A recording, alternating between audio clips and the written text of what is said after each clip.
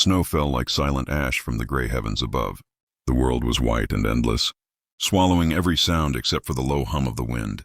In the middle of that frozen wasteland stood a frail shelter made of torn cloth and shattered metal plates. Inside, a woman with silver skin held a small bundle close to her chest. The baby in her arms was weak and pale, its glow fading with every shallow breath. Her name was Alara. She was not human.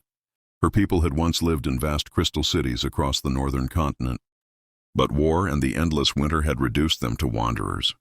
Now she had only her child and the faint warmth of a dying fire. The child whimpered softly. Alara touched his face and began to hum a tune. It was an old song from her world before ruin, a lullaby sung to newborns so they would not fear the cold. Her voice trembled as she sang, the melody rising above the wind like a fragile thread of life. Far away, beyond the storm, a lone human moved through the blizzard.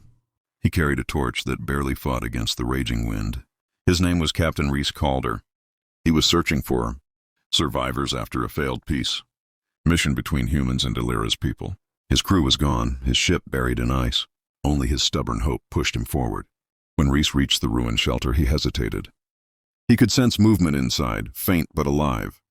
He pushed aside the torn flap and froze. The sight before him stilled even the storm in his heart. Alara looked up, her eyes glowing faintly in the dark. She did not move to defend herself. She was too tired, too broken. The baby stirred weakly in her arms, then let out a soft cry. Rhys knelt down slowly. He took off his gloves and held out his hands toward the fire. He could feel how weak the warmth was. He looked at the child, then at the woman. No words were spoken. None were needed. The woman resumed her song, voice almost a whisper now.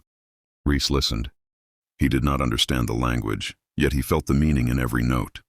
It was a song of farewell, a song for a mother who knew her child would not see the dawn. Outside, the storm roared louder. Inside, the song went on soft, fragile, and full of sorrow. Rhys could not watch the child fade away. He reached into his coat and pulled out a small energy core, a piece of old ship tech still warm with power. He placed it beside the fire and the weak flame flared up. The light reflected on Alara's silver face as if the fire had remembered how to live. Alara blinked slowly. She whispered something, but the words melted into the wind. Rhys leaned closer and caught only one sound. Please. He understood what she wanted. The mother did not ask for help for herself. She asked him to save the child. But Rhys knew the truth. Even with warmth, even with shelter, the baby's glow had already begun to fade. Still he tried. He tore a part of his coat and wrapped the baby tighter. He held the child near the energy core. Alara watched silently, her eyes wet with frozen tears. Hours passed. The storm outside grew wilder, but the fire inside fought back, stubborn like the human who refused to give up. At last the baby stopped breathing. The tiny glow went out like a dying star. Alara closed her eyes and sang again the same song, but this time slower, softer, almost peaceful. Rhys felt something break inside him. He had seen death in war and chaos, but this was different. This was love surrendering with grace. When the song ended, Alara smiled faintly and looked at him. Take him, she said, her voice trembling. Give him to the light beyond the snow.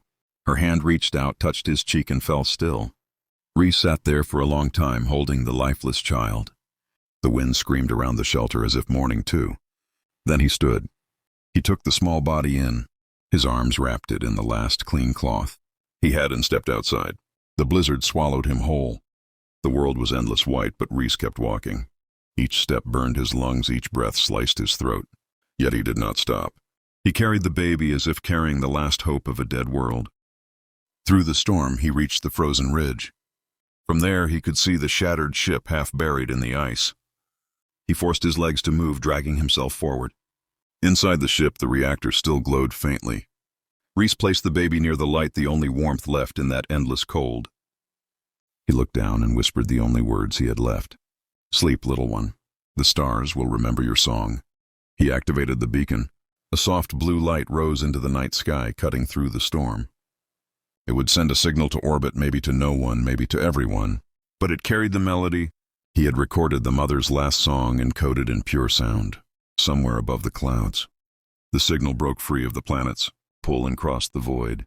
Days later, when rescue ships found the frozen wreck, they discovered a man kneeling beside a small, glowing cradle. His body was still warm enough to suggest he had just stopped breathing. In his frozen hand, he held a data chip. The recording was simple, a voice singing in a language unknown yet heartbreakingly beautiful. The rescuers did not understand the words, but every listener felt the same pull, the same ache. The song was uploaded to the network. Within days, it spread through human colonies and alien worlds alike. They called it the lullaby of the Blizzard Mother. No one ever knew the woman's true name or why the human had stayed to protect her child. But they said that when the cold wind howls across empty planets, you can still hear the echo of that song drifting between the stars. It was not a song of sorrow anymore. It was a song of connection, a song that proved life still sings even in the darkest storm.